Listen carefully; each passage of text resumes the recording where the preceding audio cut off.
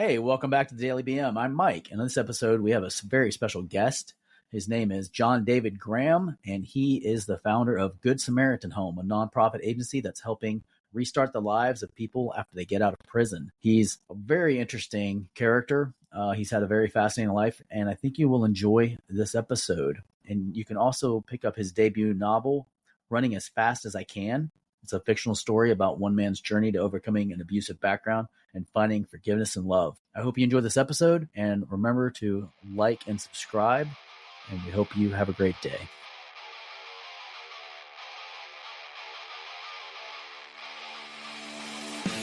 Hey, good morning, fuckers, and welcome to another day of the Daily BM. You got Brad here with you, and I got Mikey in the house. What is going on, Michael?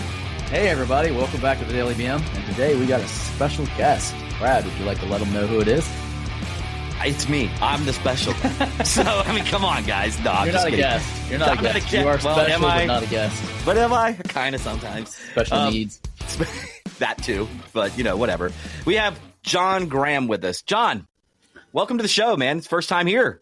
Good morning, gentlemen. I tell you what, you've got me awake. Well, we're just getting started, man. So, we're gonna jump right into this thing. So, You you said you were from I've seen in a long time. Yeah, well, it's kind of unique to my personality because it's pretty much how I am when I walk into a room. But I don't. Sometimes I refrain from the language. Sometimes I don't. But whatever. Very rarely. Very rarely. I'm just what you see is what you get with me. I don't sugarcoat. Before we get started, I just want to say, Mike, smile for us. Doesn't his pearly whites look so amazing? He looks great. Yes. He I just had his my braces taken off. Yeah. At 48, I had my braces off. Yeah. Late Now bloomer. they just got to fix his face a little bit. You know what I mean? So they do that. He's in business. That's next. You can get the nose straightened out so I can breathe. I told you, man. You can come over. I can take care of that real quick. Take a couple of minutes. I don't think there's a ladder No tall fee, enough. no charge. No charge. It's just free. I don't think there's a ladder tall enough for you to be able to reach my nose. Well, I could jump. I could try. It's worth the effort. Anyways. So John, you say you're from Ohio, right? Right. Western Ohio, Dayton. Oh, you're in Dayton. Okay. Yeah. I've been through there. Yeah. Yeah, a lot of people have been through there. So what you're saying, it's not like the best town. You just kind of drive through it, don't blink or you'll miss it, or no? I That's call it a pretty big good farm size. town. It has a, when I travel to Texas, it's a big metropolitan area there. And when I come back to Ohio, it's very comfortable because you had a lot of small towns. You have people you grew up with, people you know. They Right. know what you did in first grade, good or bad. So there's a certain familiarity to it. And Ohio has a great deal of benefits. Winter is not one of them. I was just about to say that because we're in Florida, so I was like, we get Hell's Kitchen, pretty much 24/7, 365 days a year. I think we get like maybe 3 to 5 days of winter, and that's about it. So in some ways, I kind of envy you a little bit. At least you get some winter. Well, I disagree. unfortunately, you get 360 days of politics the rest of the time. Yeah. Yeah. True that. Mike, what do you mean you disagree? You disagree what? You think we get colder months? I think we only have maybe a month that the weather's like terrible, and then the rest of the year it's pretty good. Well, as far as heat, I'm talking about just plain old heat. You get accustomed to it. I'm talking about as far as heat. I mean, I don't know. I think July and August are pretty freaking miserable. So maybe 2 that's months. what I'm saying. Well, Yeah. you got humidity. That's the thing. Yeah. Oh yeah. Yeah. I was in Texas last 100% week. and right now. I took a picture of my thermometer in my car. It was 114 degrees. Whew. And it actually was not that bad Yeah. because it's Because dry. no humidity. Yep. Yeah, you bring that down here with that temperature, with that humidity, and you're soaking wet the minute you walk out the door. Yeah. So Oh, it's like yeah. you took a shower. You'd die. You couldn't do it. Yeah. Here it's 100 degrees with 100% humidity. And then it rains and it drops to 70 and then it jumps right back up to like 100 degrees. Yeah, you get cooled off for like 10 minutes and then it's back to the cesspool of sweat. It's getting wet. So we were in Ohio, I think what was it, last week, Michael? Yes, right? actually we were. Yeah, we were in Mhm. Ohio. We flew into Cleveland. Yep. And then we drove into To Toledo to see some clients. So yeah, we were up in that neck of the woods and the weather was amazing while we were there. So that's what I meant. We were, completely jealous, as far as the weather is concerned. But you can get along the lake in particular. It can be very attractive. Right. Yeah, it's really beautiful up there. It's one of my favorite places to visit, actually. We go see I like clients Ohio. up there. I love Ohio. We always go during the best time of the year to go. It's usually during the summer or spring, so it's not cold, but it's still a lot nicer than Florida. I will tell you, Mike, the last time I went up there during the cold, I think I think you were with me when we went in February. Remember how cold that was? It was so cold February 1st. Were you in Cleveland? Yeah. So we drove to Toledo. It's biting cold in the yeah. Yes. The air is just wet off the lakes, and you feel like you're being cut in two. Yeah. Yeah. So I could use a little of that. Just being cut in two. I mean, trust me, I got a little bit of poundage on me I'd like to cut off. So maybe I'd fly back up there during that time frame. The wind there is called nature's way of Wegovy, where you can weight loss without having to take any medicine. Yeah. Now, I will say this, though. I mean, you always hear like Wisconsin people talk about like it's so cold that all they do is drink. So they go inside the bars to warm up, to get warm. Is it the same way in Ohio during that time of the year? No.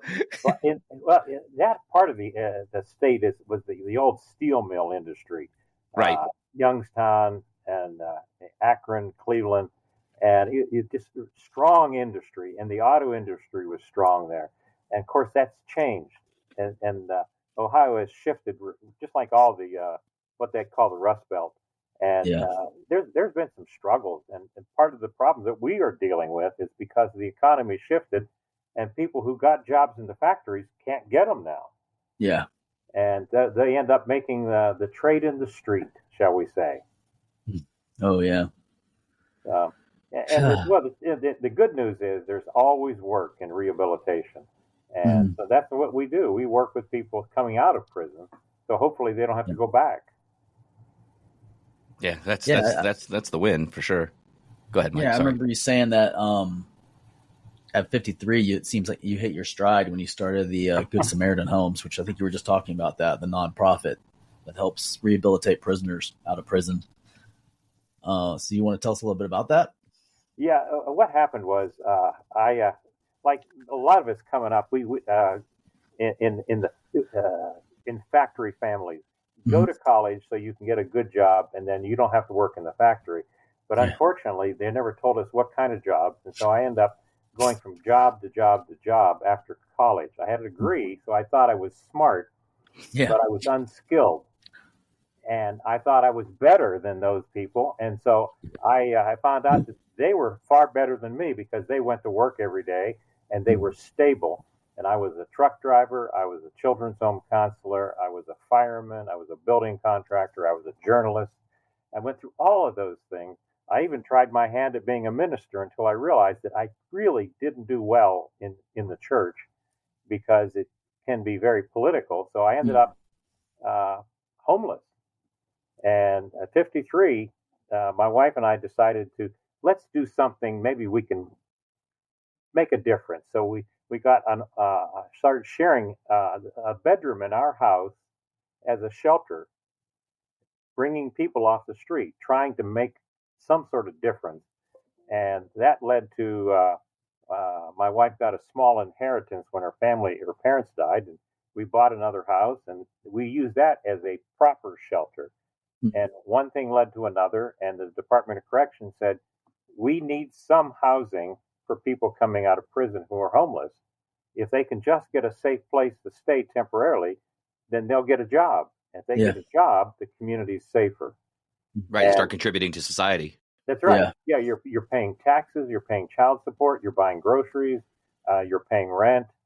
You're not tax draining, you're tax paying. Yeah. And the recidivism or return to prison rate is dramatically lower when somebody has a job. So we ended up now, we have 19 houses. So I was 53 years old until I found my niche. And that became my philosophy in life, is that you're never too old to start over as long as you keep trying. And I apply that to the guys coming out of prison. Yes, you've been in jail for 2 years, 5 years, 20 years, sometimes 30 years, but you're still above ground. You've got another chance. And the truth is that I feel much more comfortable working with guys coming out of prison than I ever did, being quite candid, in most church board meetings. So at least I know my back's covered. Yeah. Yeah. They'll just come at you. Church, but yeah. But the church, particularly lately, can be very political. So yeah. I never feel better than I do with somebody who says, "Hey, I got a job.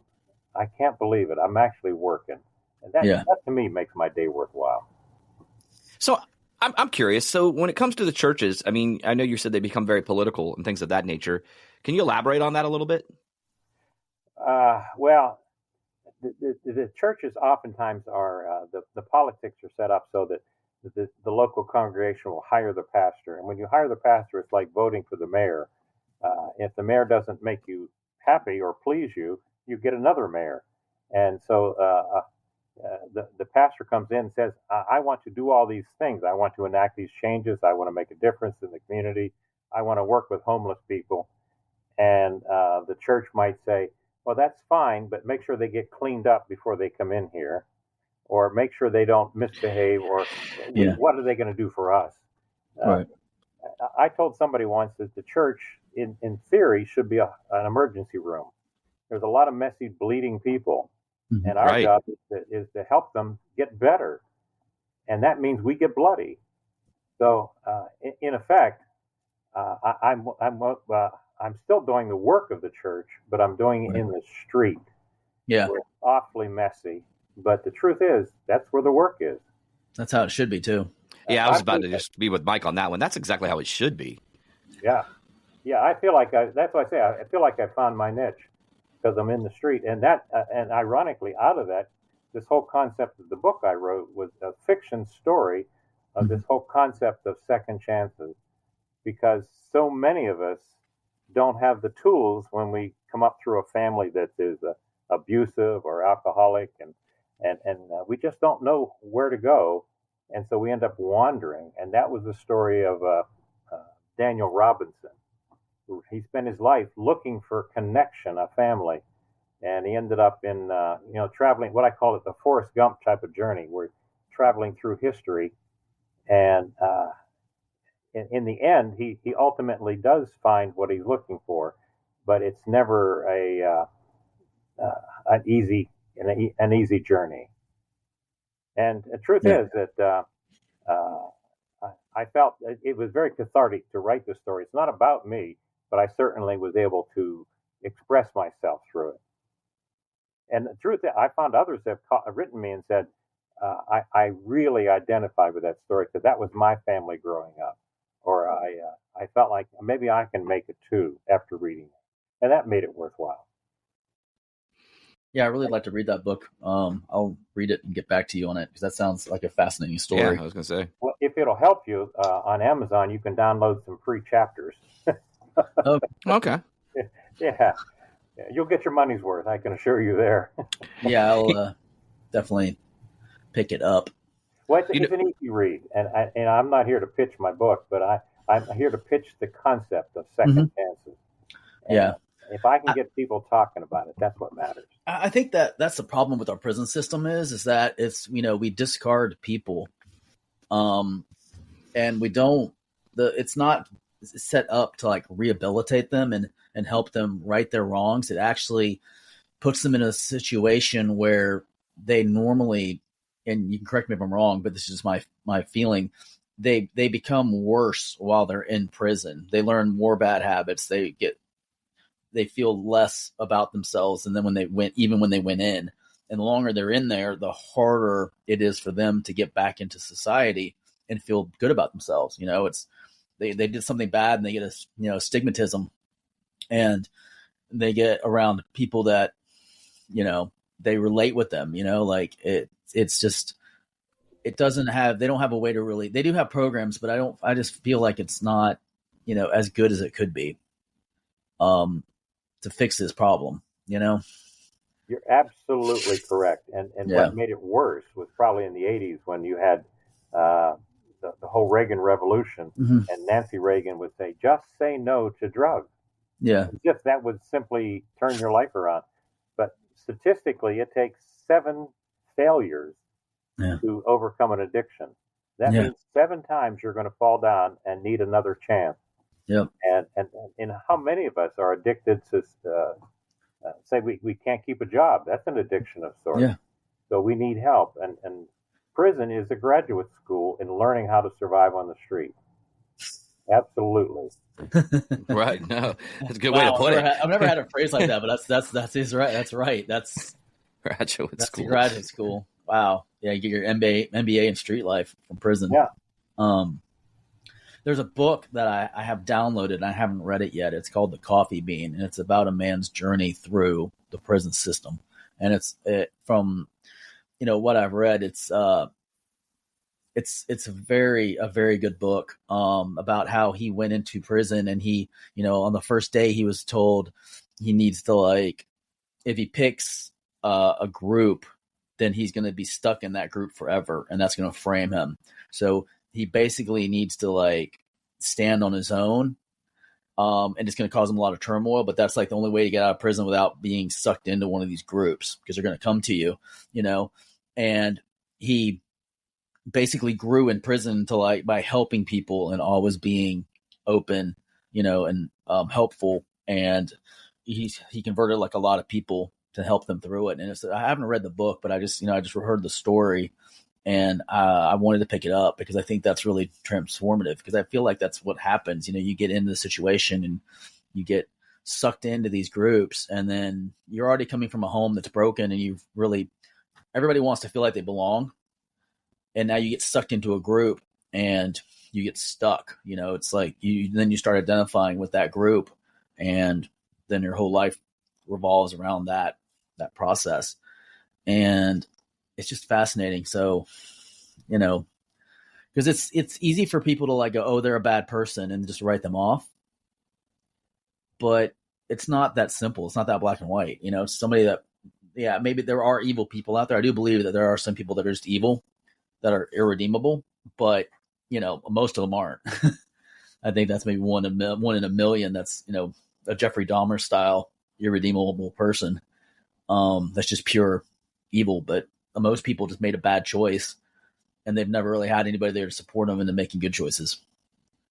So remember, lately we've seen the movie and play version of Les Miserables, and the idea, its basic concept is exactly what we're talking about.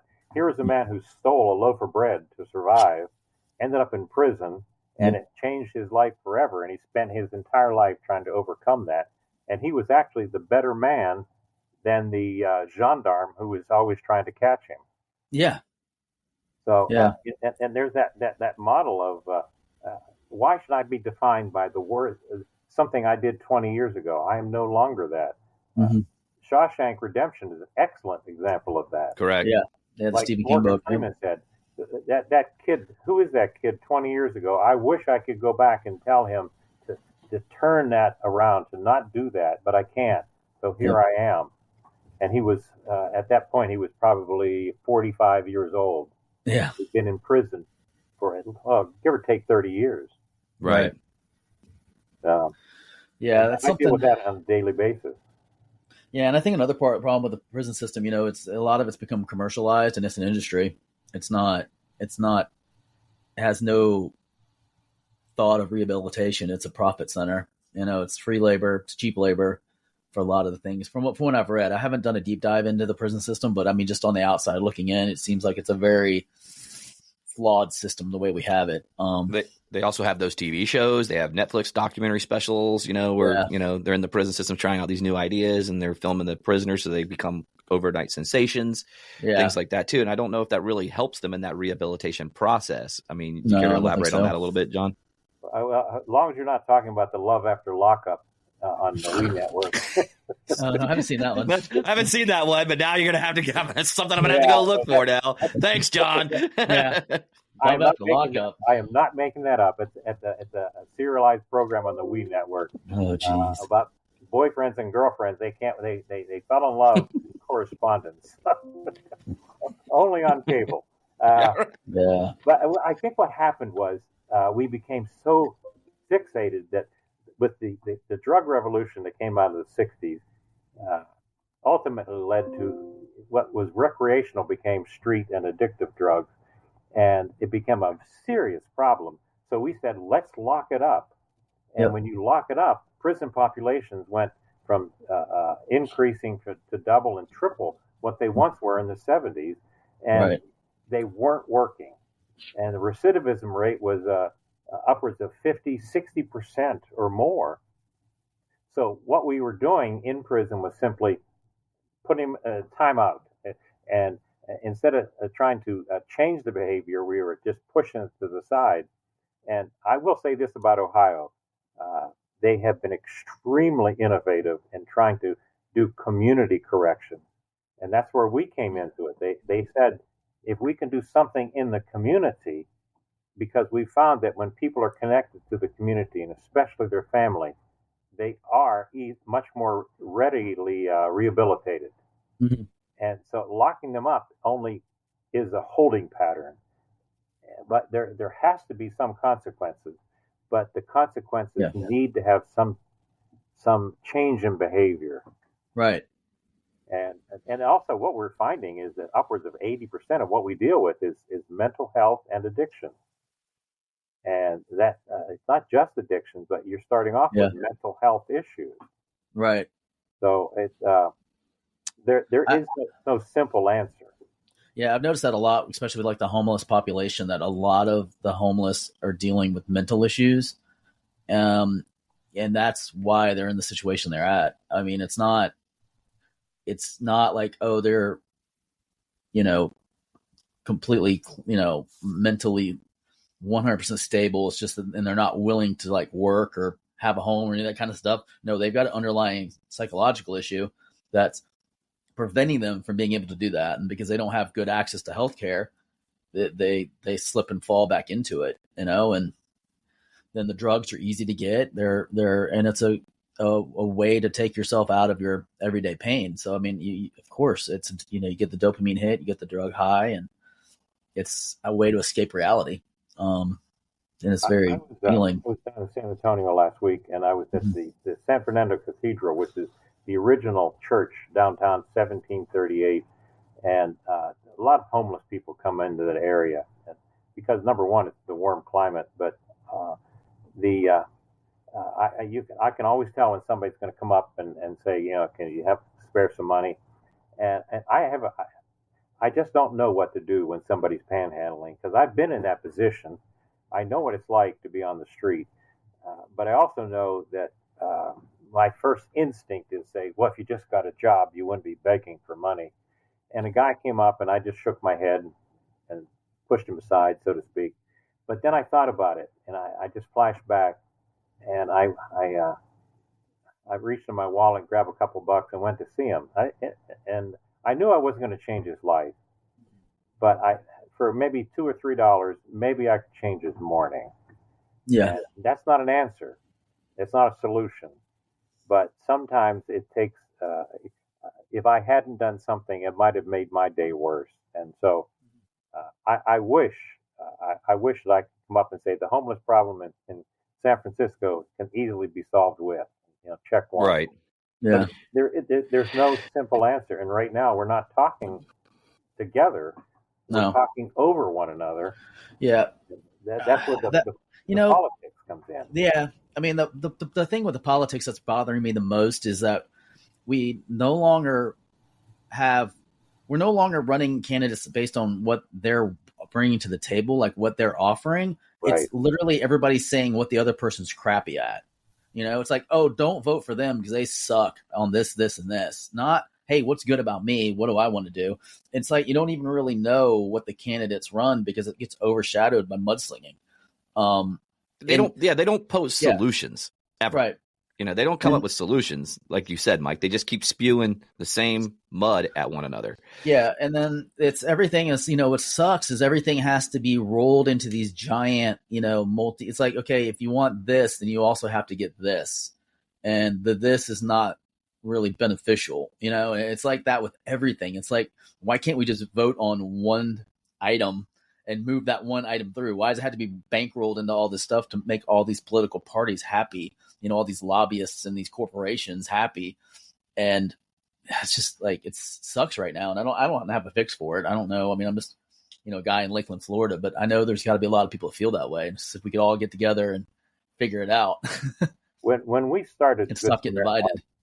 We started in a rural town, a rural white community outside of Dayton in 2002, and word got out that we were going to have men from prison in our house, and there was a lot of blowback. Oh yeah, in the community. I can only imagine. There were petitions. There was the city council meetings. There were threats.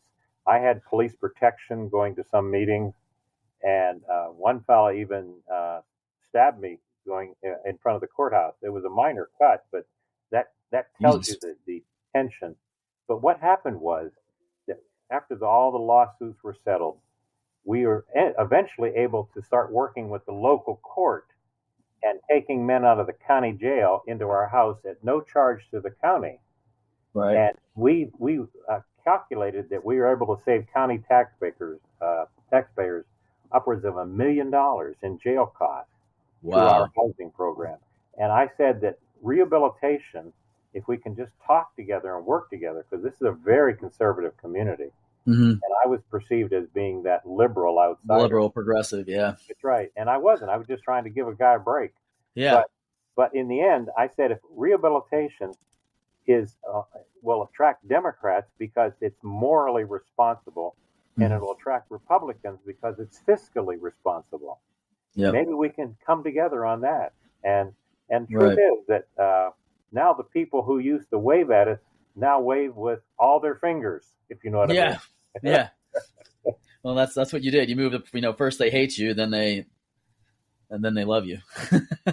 Yeah. It starts off. I'm not looking for love. I just don't want to be hit on the street anymore. Well, no, that's what I'm saying. But now that you've proven that it's it's helpful, because at the end of the day, it's like, okay, if do you want the person to get out of prison and have nothing and then resort back to a life of crime, or do you want them to get out of prison and have hope? If you give a man or woman hope, they have the ability to grow. You take that away from them, and then what are they going to do? They're going to go back to what they know, and what they know is a life of crime.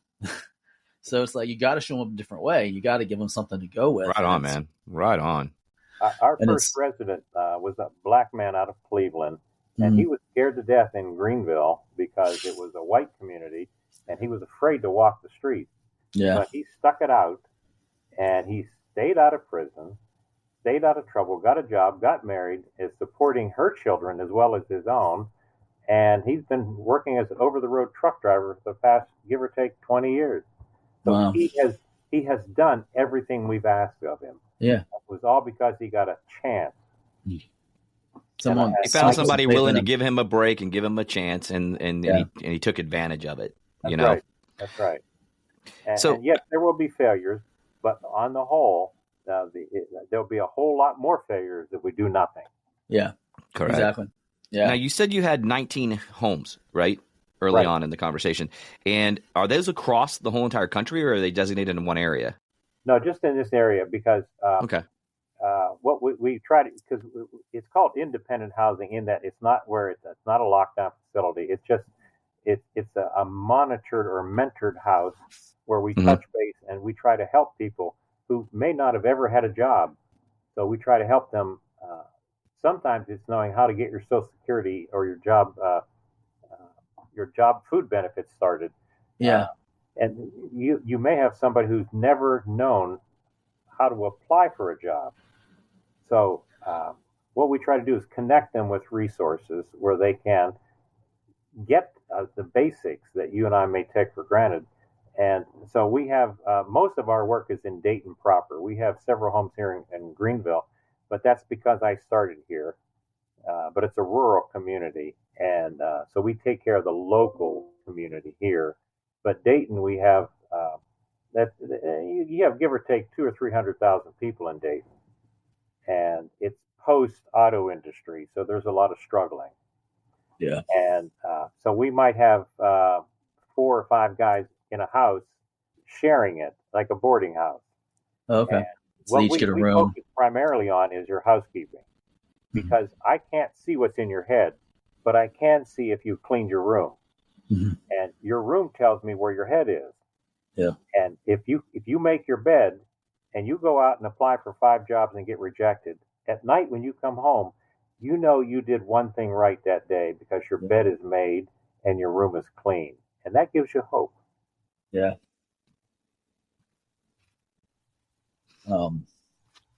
Yeah, I like to, on the make their bed thing in the morning, what in my life, what I've changed is like, instead of saying you did one thing right, because going out and just applying for the jobs is the right thing. It just wasn't the right opportunity for you. Like there was something that didn't match. So there was a lot of wins there, because the first thing, the win is getting up and going and applying for the job. It's going to the interview. Whether or not you get the job or not, it's still a win because you showed up, which is more than you did before. And a lot of people, they don't think of it as a win because they're just looking at the big picture. Did I get a job? Yes or no? No, I'm a failure. Well, no, you're not. You won it getting up. You won it getting dressed. You won it applying. You won it winning the interview, first off to get in front of somebody. And then, maybe it just didn't work out. There could have been a million reasons why they didn't pick you. And it could simply be there was someone that was just a little bit more talented than you are that got the job. And that's it. Like you didn't lose. That wasn't the opportunity. So, you had a lot of little wins throughout the day. You just need to be able to stack them and not look at the end result. Like, did I get it? It's not binary, yes or no. Did I get a job?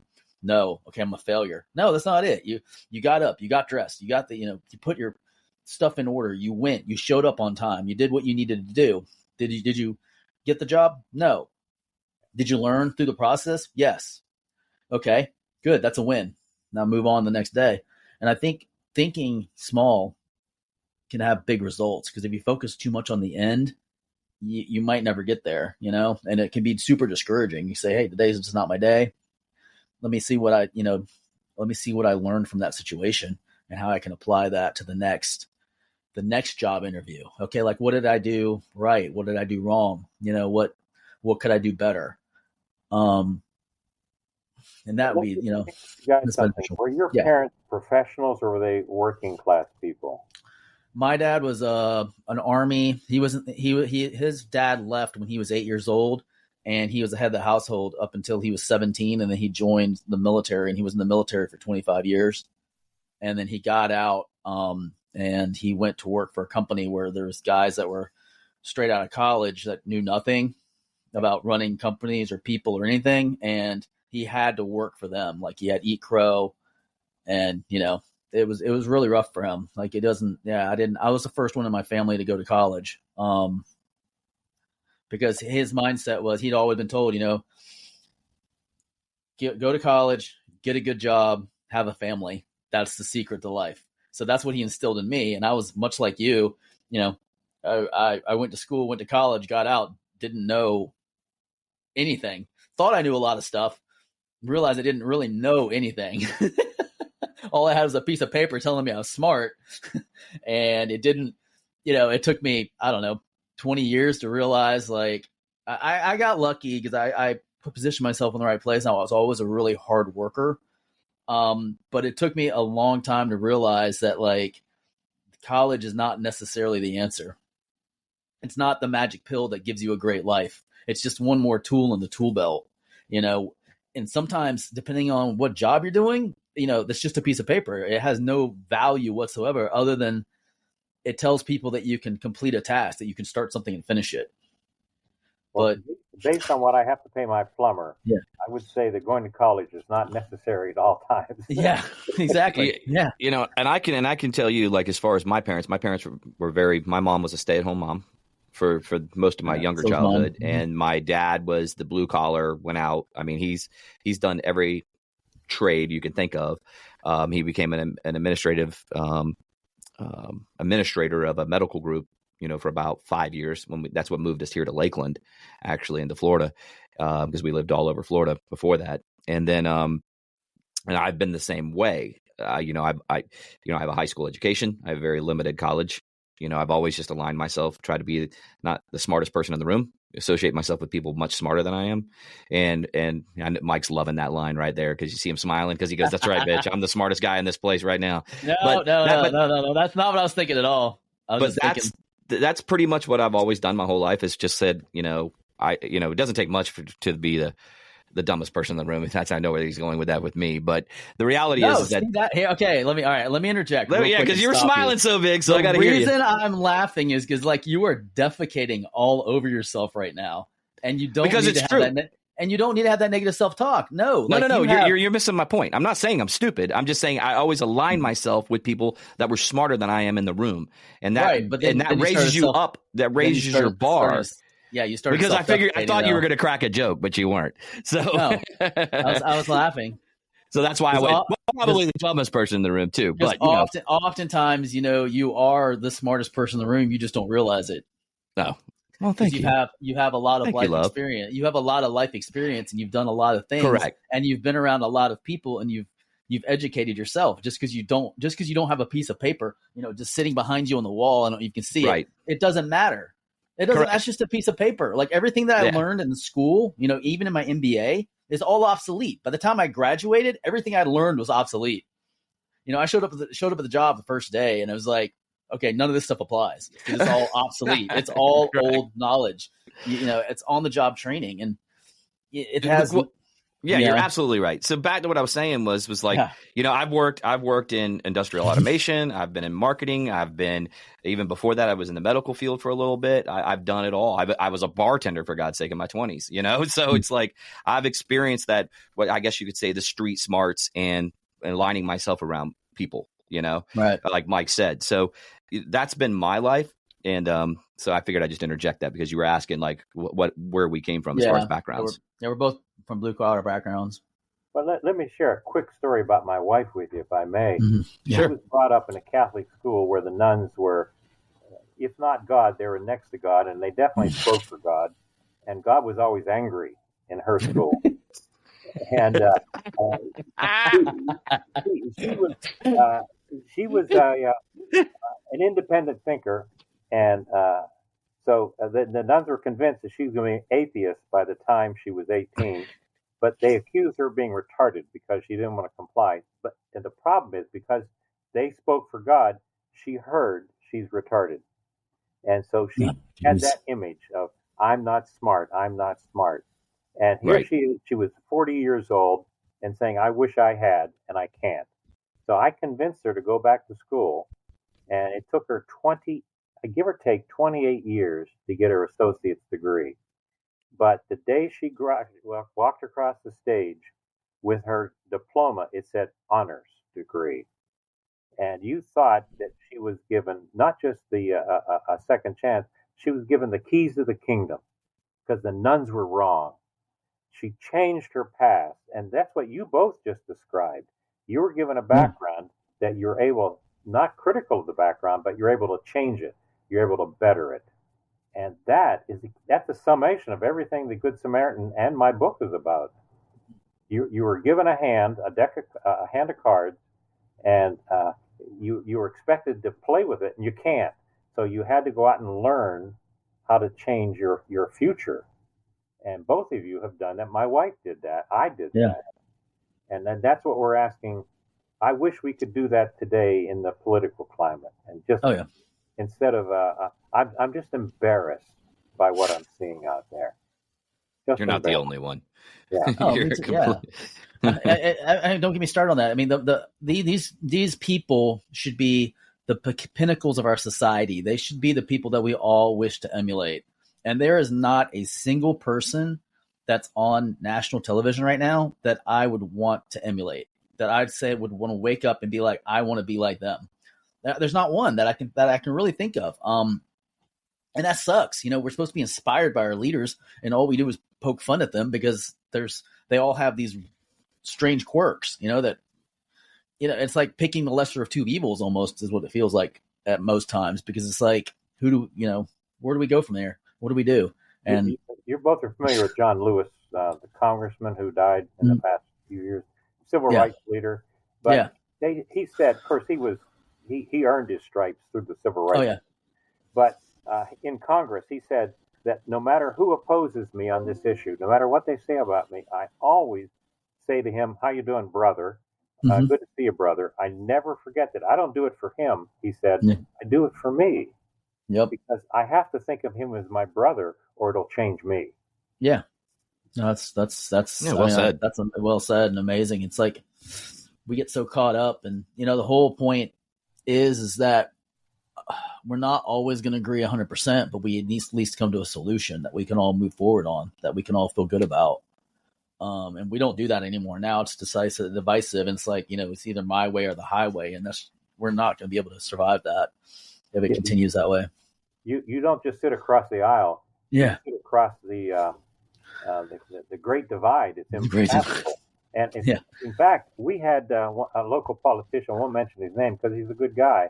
But he worked across the aisle when he was in the Senate, and the people voted him out because he was considered to be a compromiser. Yeah. Yeah. But isn't that what it's all about? Yeah. I mean, to compromise? I mean, hello. Word. Yeah. Compromise is a great word. You come to a compromise and you come to a mutual agreement between two people to get to a solution to a problem. I mean, to me, that's what I see in the word compromise. But you see everybody, just like Mike said earlier, they just get stuck in their way and they want to fight and then say that my way or the highway. And that's just not how you get to solutions ever. And to be fair, I found that fundamentalism, pejorative fundamentalism, is on both sides of the political spectrum. I found liberals to be equally as offensive and rigid as the conservatives. Yeah, and then social media is just spurring it because, the algorithm's feeding you the same stuff that you're into. So you're thinking like, it gets to the point because I'm independent and, I vote based on, what people's policies are. And that's what makes it more difficult for me now is because I don't really know 100% what people stand for, because even if they say, hey, I'm stand for this, as soon as they get in office, they change or it becomes unattainable, or whatever. Like, it's like they don't live up to their word. So it's like, okay, that makes it challenging. But, I hear like I have liberal friends and they're like, I have no idea how these, Democrat friends, liberals, they're like, I don't know how the Republicans, conservatives can think like this. Like, are they stupid? Do they not see this, this, and this? And then on the exact opposite side, the Republicans and conservatives say the exact same thing. Do these liberals not see what this is causing? Like, da da da da da. And it's like, because both of them are getting fed all this bad information every day. They're looking at it, they're going, oh my God, this is insane. You're scared to go to San Francisco because you think that every street is covered in needles and drugs. But yeah, there might be alleys and places that are, but it's not across the city. It's not like you walk and there's seas of it. It's not like you go to Oakland and everywhere there's, fires and cars being bombed and people getting beat up. It's dangerous. There's parts that are dangerous, but that's in any community. There's areas that are dangerous. There's areas that are not. Yeah. Nice. I mean, even Paris. That's in any city. Paris has like the same problem, massive problem, but it's not everywhere. And then you feel like that. You're like, oh my God, look at all these liberal, towns. They look like they're horrible. Look, we get Florida, man. Look at Florida. Florida's crazy. Everybody there is like nuts. And it's like, I live here and I don't see Florida man very often, Yeah, I was going to say me neither. It's legal to wear shorts and black socks and leather shoes in Florida, isn't it? Yeah. Yeah, more so because your feet will melt. But I was gonna say you'll melt from the sun. If you're doing that, you're on your own here, man. That's because if you're wearing that, people are going, okay, he's got some judgment issues because he's not going to survive. So we need to watch this guy because he can be dangerous. He's a threat to himself and the rest of us. But yeah, I don't know, man. I don't have a good answer for it. And it's funny because when I talk to a lot of people, they all feel kind of the same way. But then when you look at the national scale, it seems so divisive. And then I don't even know how much of it's a work, because I think most people just go to work every day and they don't get out there and bitch and complain about it. I think you're dead right, Mike, on this one, because I think that there's a lot of people that are like us three talking, having a good conversation. I feel like most people are this way. And you said something really, really good earlier. And that is, he thinks, when you involve social media and the algorithm and it learns behaviors, and it starts throwing you this stuff, you get sucked down that rabbit hole real fast. And you start going, oh man, and your brain by nature is going to go, wow, this is almost factual. When the reality is probably 90% of it, pardon my French, is horseshit. And so you're just like, you know, and then you kind of go and you go fact check it and you're like, oh my God, you know? Yeah. So I'm right there with you on that one, Mike. Yeah. Like it's bad. I mean, it's just, and I don't have a good fix for it other than people just need to learn to start policing it. And I think that the younger generation is like, I think that the kids that are growing up, you know, with the technology are learning to like cut through the bullshit. I mean, they're realizing that, okay, most of the stuff's fake, you know, a lot of this stuff's not the truth. Like there's more to it than just this. Because, you know, my son and daughter, they both do a really good job of like taking everything in stride and not getting incredibly polarized and angry about it until they do their fact checking. And then they're like, okay, this is crap, you know, like, or no, this isn't the way things are. So I don't know. I feel like tolerance is what we need. And I mean, that's what I think we need with the prison system. I think we need I'm kind of happy that we're legalizing, you know, in Florida, like we've legalized marijuana for medical use. And I have a strong feeling it's going to pass for recreational use, because I feel like there's a lot of people that get put in prison and, you know, jail because of that specific drug. And I think that's not where they need to be. And I think it just got demonized, you know, and then when you get in there, you start getting addicted to the harder stuff because that's what's being brought into the prisons, you know, because it's easier to transport. So, and it's not as detectable because, you know, marijuana is easy detectable by the guards. Other drugs are not as easily detectable because they're used the way that they affect your body. So I think that's why it becomes a gateway drug. You know, and you know, you just said a keyword right there, gateway drug. Okay. And I'm going to go out on a limb here because I was somebody who at 16 years old used marijuana back in the 80s. Okay. I can tell you, I used it all the time, all the way through high school. I was doing it. Okay. You didn't inhale, did you? No. I did not inhale. You're absolutely correct. I did not inhale. I did not inhale that marijuana cigarette. So that being said, but all jokes aside, I never ever was tempted to go into seriously more drugs over it. It was something I enjoyed because I had friends that, you know, drank alcohol a lot, which I mean, I can have that debate on another episode, you know, for right now, because we're talking, you know, about your book and your nonprofit, but so I'll keep it short. So they were doing alcohol. I was doing marijuana, you know, and I was also having drinks too, but it never led me down that road. So I hate when, especially during the 80s and 90s, man, it was like almost like how, I mean, in the 60s and 70s where it was like reefer madness. Oh my God, you know, it's horrible. It's going to make you go crazy.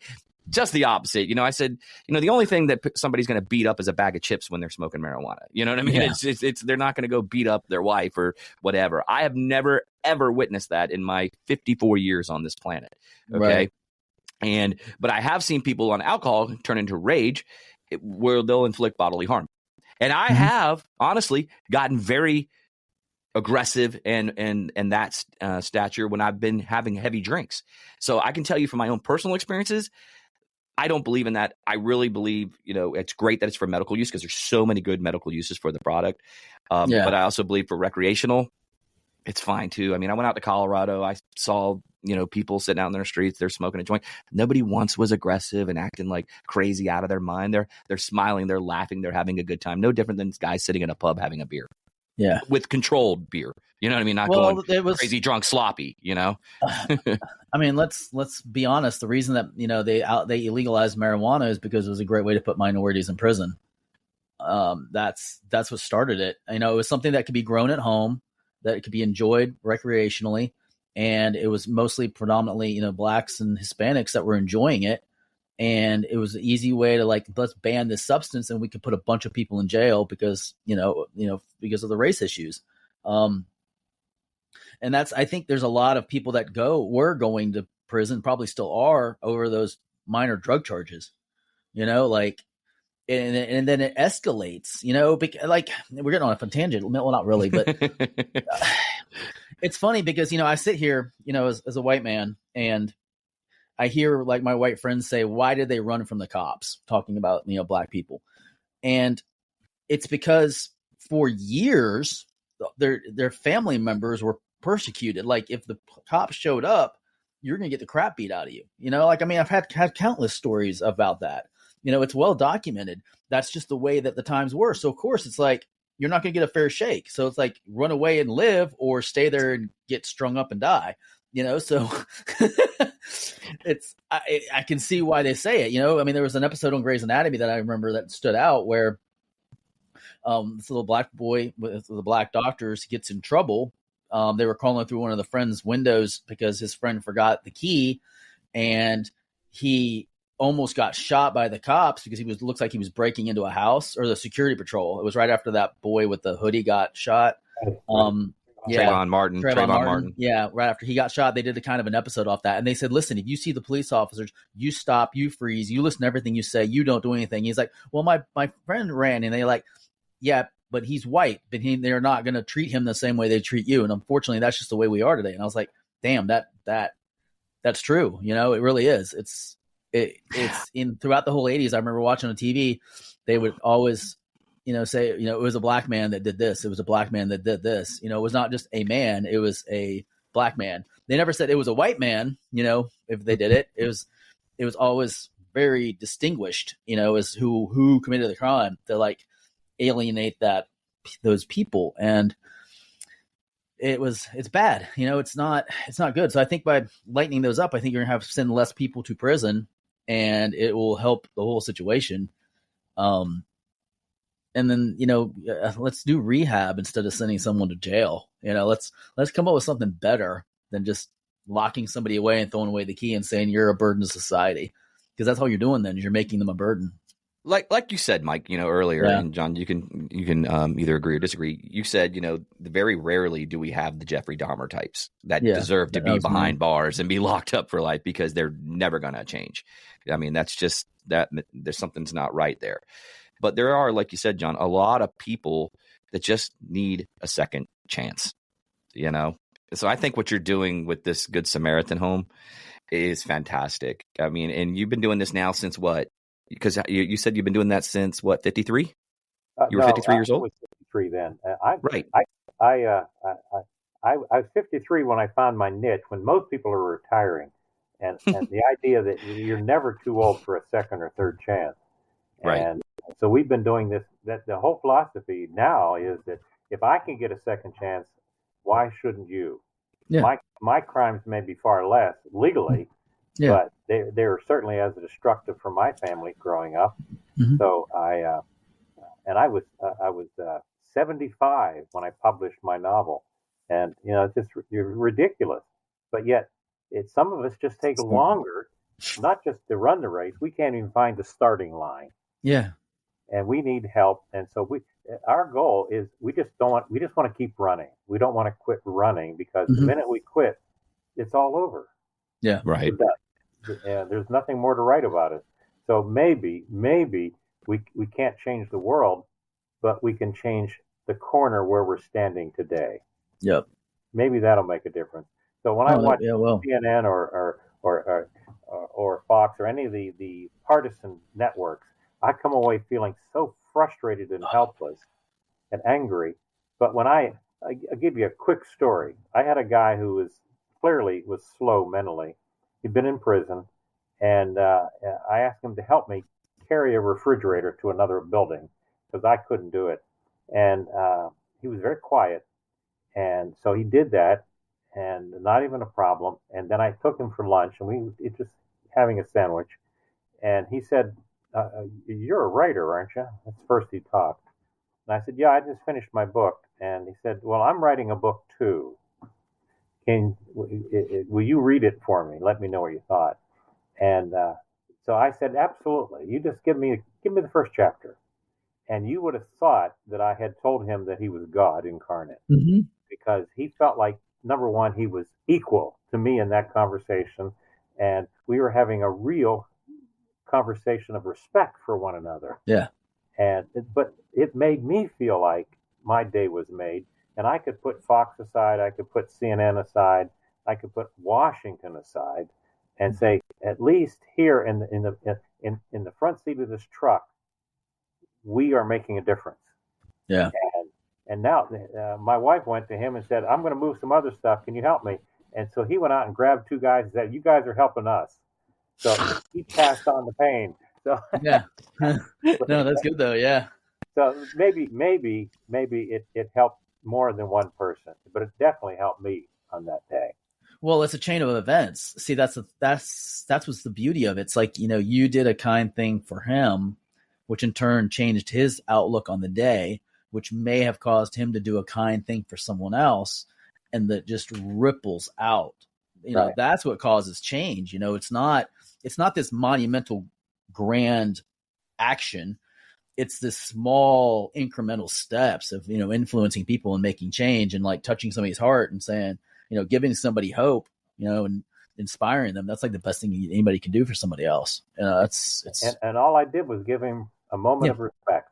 Yeah, moment of respect. Yeah. It didn't cost me anything, but it changed my day and changed his day and maybe changed somebody else's day. Right. I think that's really the everything that we do, and I think everything that you and I are talking about today is how do we show respect for one another? Because everybody wins when we do that. Instead of saying, you're the reason all my problems, you're the reason for everything that's wrong in the world. We should be saying, how can we get together and fix this little problem today? How do we get the streetlights working? How do we get the water running on time together? Mm-hmm. Yeah. Just be nice to your neighbor, and then, you'll have a great community, over time. I mean, it's always so, it's always so simple when you break it down. It just seems like it just somewhere gets lost in translation. Like everybody gets so busy and caught up, and then they get overwhelmed by, things they see and the things they hear, and they forget that, none of that stuff really matters. Like, what happens in Washington, it affects me, but not as much as the stuff that happens to me, right here in Lakeland, Florida, with my neighbor in my neighborhood, like, yeah, do those policies can affect me? Yes, they do. But, not so much as like, what's happening here locally in my community, in my area. And, let me make this part of my world the best it can possibly be. And then hopefully it'll grow out from there. As opposed to trying to have this top down, mentality. It needs to really be from grassroots up. Like, let's fix the problem where the problem lies, not try to administratively fix it. That's what I liked about what you said about, getting them involved in the community, because when you feel like you're part of a community, you want to work for that community. When you feel like you're an outsider, then you're not going to want to work with the community. You're not going to want to make it a better place because you're not in a better place. Why would you want to put your heart and soul and effort into something if they're not going to respect you, or if they're not going to appreciate you or let you be part of that organization, or that environment? So, by welcoming them, I think that's a very, very strong thing to do. What, like the guys that you, is it mostly men, or is it men and women, or that you deal with? It's predominantly men. There's actually very little need for female housing. I haven't seen the numbers. The state hasn't shown me the numbers because this sounds like I'm stereotyping, but women tend to find some place to stay. They have a boyfriend, they have a family, they're much more group oriented, and will find a place. And people are more open to helping a woman, no matter her record, because they feel like she's less of a threat than a man. So we have one house for women, and we might have 4 or 5 women at one time, and the other houses are all men. Yeah. Now, typically, like the men that are coming out, like how long are their sentences? Like, how long have they been in?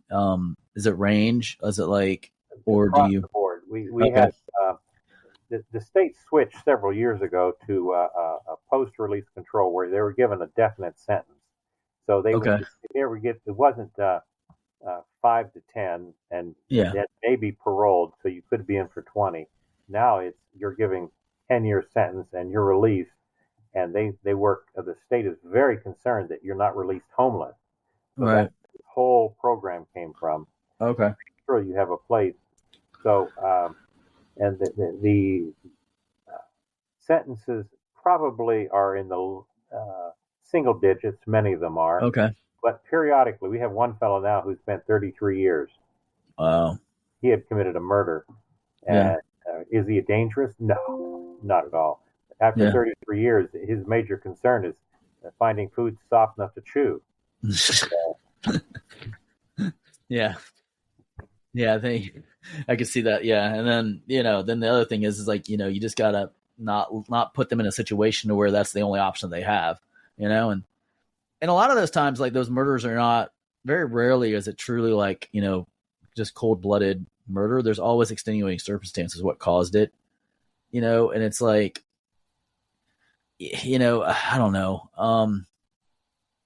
You hear the word murderer and you immediately get scared because if you think of all the movies and all the horror shows and all the stuff that you've seen on TV, but in reality, there's a lot more that goes to that. There's a lot. It's a lot more unique to each situation. And like you said, that people come out, they're not the same as when they go in.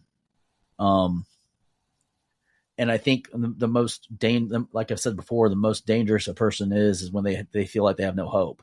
Like if they don't think they have a future or any way out, that's when they're the most dangerous because they don't. Yeah, they have care. Nothing to lose. They have nothing to lose. You give somebody something to lose, and now they have a reason to fight. Or to stay in the fight, not fight, but stay in the fight, because now they have something to work forward to. They have that hope, and it's amazing that you're doing that for people. It's amazing that you found that calling at 53, which I think that's the biggest message. Is it's never too late to start, because I hear 30-year-olds saying, man, like I'm done. I don't have nothing left. I'm like, dude, you're just starting. Like you're just a baby. I'm 48. I mean, I'm not that much older than you, but like, I don't feel like I'm done. Like I still got a lot of life left in me and there's still a million different things I can get. And, they're like, if they don't, if they're not rich and famous by 18, they feel like they're done these days and this day and age, it's like my life's over at 24. I know my kids sometimes will say, well, what'll happen if I lose this job or if there's a cutback? How am I going to handle it? And my response is much more relaxed because I say I've been thrown out of better bars than this one. So you'll survive. Mm-hmm. You'll make it. And that's the advantage of having many failures in that you realize that life is very flexible. Yeah. And you can bounce back as long as you keep trying. Yeah. I read something yesterday and I want to say it was by the philosopher Seneca, and he basically translated and said that it takes very little to make a human happy. And once you realize that it doesn't take a lot, to make you happy, then you realize you don't need a lot of stuff in life. Like all the materialistic stuff, the house, the cars, the clothes, all that stuff doesn't really matter at the end of the day. And once you start to realize that, you become more, free because you're like, okay, what is it truly makes me happy? Having a place to live, having food, having people that care about, those things can be met in a variety of different ways. It doesn't have to be, the super expensive car, super expensive house. It could just literally be, a satiating meal and a place to rest your head that keeps you out of the weather, which could be a tent.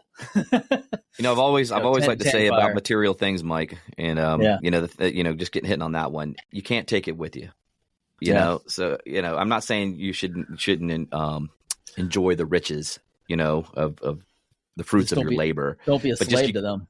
Correct. And so you just have to know, okay, you know what? Live within your means. You don't have to like you said, don't be a slave to it.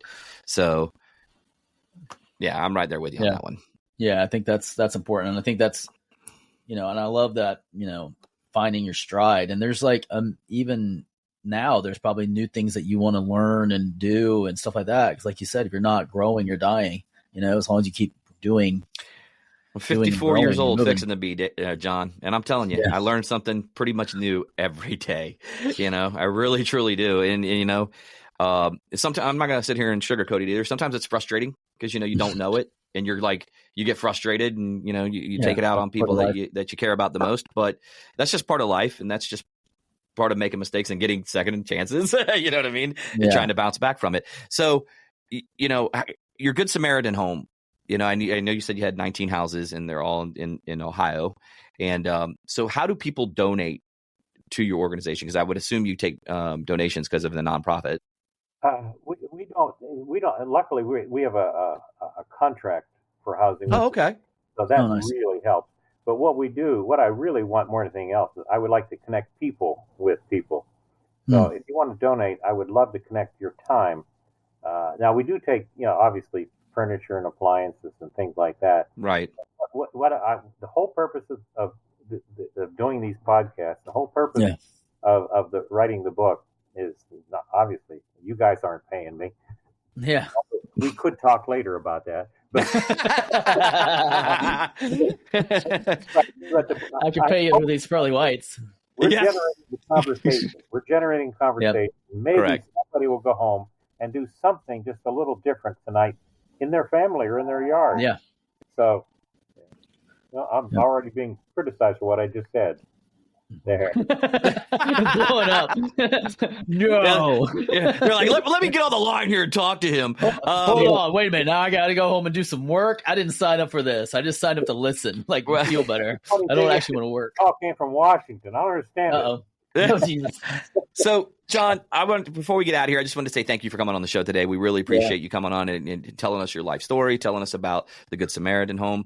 Also, guys, don't forget, you can head over to Amazon, I believe you said, right? Amazon.com. And you can get John's book. It's his debut novel, and it's Running as Fast as I Can. So I implore everybody, our listeners, to go pick up this book. It is. Is it for Audible as well as Audible's coming out in September, and nice. One little paid political announcement here. Just got an award. It's gotten 22 awards, but the last one was the debut book of the year. Ooh, all nice. right, very fantastic. So Yeah, but I think it's a good read, but apparently somebody else does too. Nice. Yeah, we're gonna we'll put the link on our website as well and on our socials, so that way you can pick it up there. Now you guys will be encouraged, because there's sections in there where there's some profanity, so you might really turn to. I'll see where the page numbers are. All right, highlight those. Yeah. So that was a direct statement to me. I get it. It's okay. Yeah. Well, you love your profanity. I'm invited to a daily BM here. What can I tell you? Yeah. It's the daily Brad and Mike. I don't know. I don't know where you're going with that. Yeah, I mean, we call it the daily Brad and Mike. So Brad and Mike. Yeah, I just like to see where your mind was there, John. Yeah, I had it all wrong. I'm sorry. Yeah. No, just kidding. We talk shit, and you can just flush it down the toilet. Yeah, exactly. Well, John, again, thank you so much for coming on. We really appreciate your time. And with that, guys, we're going to close out the show today. Don't forget to head over to thedailybm.com, where you can follow us on all our socials. You'll be able to get a link straight to John's debut book. Again, you can get 20% off by heading over to masondangerbeardco.com just by simply using the promo code DailyBM. So, John, you got any final last words before we get out of here? Yes. Yeah, you fellas have encouraged me that the mental health problems we deal with are not just in prison. It's on the podcast too. Yeah, it's in Florida. Don't you watch the news? We all have mental health issues here in Florida. We're all crazy down here, man. They need to build a wall across the top of Florida and just make it, a mental health awareness zone. Yeah, listen, by comparison, I feel normal. Yeah. When we were in Ohio, we were like, "Wow, this is what normal people live like. Yeah, this is crazy. It's like, this is great up here." Everybody's driving on the right side of the road. I don't even know what's going on here. We spend our time up here waiting for the corn to grow. So. Yeah, I noticed that. Yeah, Mikey, any famous last words before we go? No, everybody just if you get a chance, pick up the book. I'm going to do that here shortly.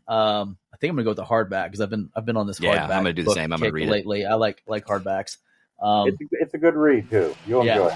Yes, and go out there and just try to make a difference in your life, no matter how small it is. It might be big for someone else.